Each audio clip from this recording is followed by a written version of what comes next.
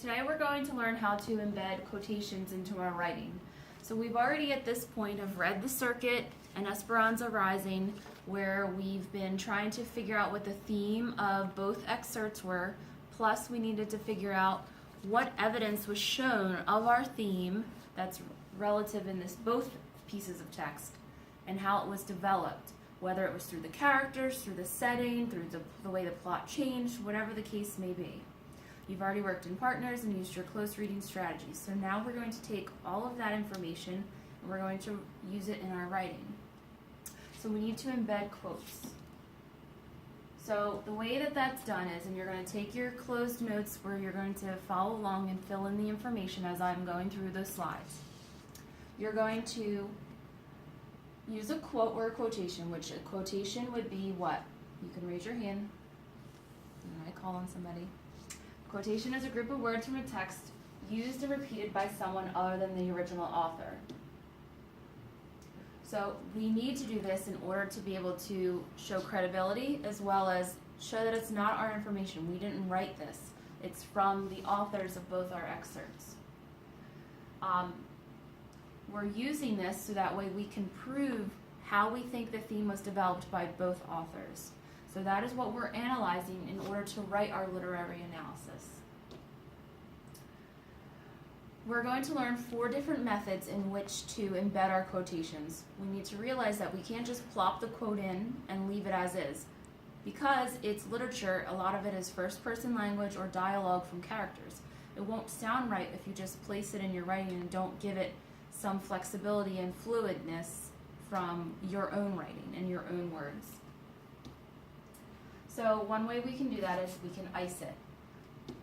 So we're going to learn primarily how to introduce it at this point, and we'll focus on the other skills at another time.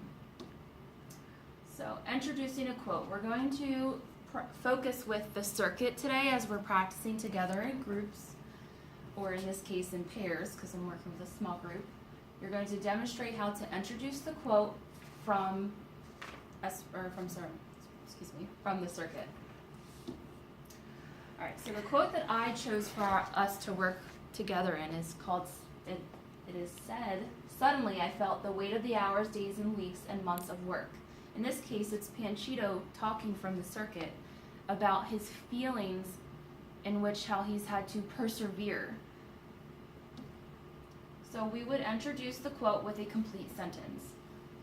If you introduce a quote with a complete sentence, that describes the quotation or provides information about it, where you must punctuate it. So in this case, when we're embedding quotations, it focuses primarily on the punctuation in which it's being placed and how it's going to flow with the rest of your writing. So an example, in the excerpt of The Circuit, Francisco Jimenez stated, "Suddenly I felt the weight of hours, days, and weeks, and months of work."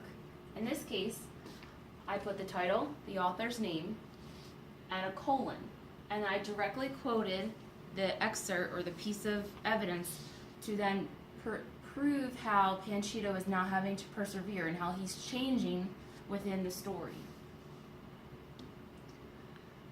What I would like you to do is, with your partner, I want you to pick a piece of evidence from the text and I want you to work together to embed it. And at this point I would give my students about 5 minutes or so to choose a piece of text and write together one way of using a complete sentence to introduce the quote. Then I would move on to step 2, or method 2, where we would introduce your quote with an explanatory phrase. So you begin your sentence with a phrase that introduces the quote and then punctuate with a comma before introducing the quote. So instead of a colon, we would now use a comma. In Francisco Jimenez's The Circuit, Panchito said, "Suddenly I felt the weight of hours, days, and weeks, and months of work." It's very important that when we're writing a literary analysis that we don't write in first person. Although we're trying to argue a point or argue a method in which we believe the author has chosen to develop a theme or perhaps maybe change a character, how the character changed from one character trait to another at the end of a story, we need to make sure that we're stating that it's a character speaking and not that we are.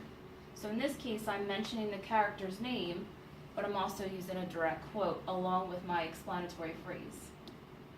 So now it's your turn. I want you to choose a piece of dialogue and do this with your partner again. And then again, I would give the pairs not like 5 minutes or so to work together. And then we would share. Method 3, introduce only short quotes in your sentence. When introducing short quotations in your writing, you should stick to just a few words. I like to call this weaving. So when I'm actually teaching this lesson, I primarily focus on calling it weaving because it's the idea of taking pieces of text along with your own text, or along with your own language and mixing it together, but you still need to include quotation marks. Francisco Meneses had his character Pianchito describe the weight of the hours, days, and weeks and months of work on his shoulders. So the idea was that he was now starting to realize, like, I need to work really hard even though it feels like I'm carrying the world with me. And then at this point, I would then have my groups or my pairs work together to choose another piece of evidence where they think the character had to persevere. And then we would share again. And then last, we would introduce your quote by paraphrasing it. This is almost the same as weaving, except for we're adding more of our own language to describe what the text actually said. Francisco Meneses described the weight his character felt as hours, days, and weeks and months of work that he endured. So in this case, although I have a little piece of evidence in direct quotes, because that idea was not my idea, I'm still paraphrasing what I think the character's going through to then describe the theme in which I think the author is describing or developing in this case. Then I would have my students work again in pairs, pull something out, and then we would share. So after we've done this, where I've modeled together with them, and then I gave them opportunities to practice together, I would then allow my students to go back into their own writing, because at this point we should have had some sort of draft, or at least a beginning paragraph or two about what we think the theme is between both texts, where they can choose the evidence and put it into their graphic organizer and then apply it into their writing using the methods.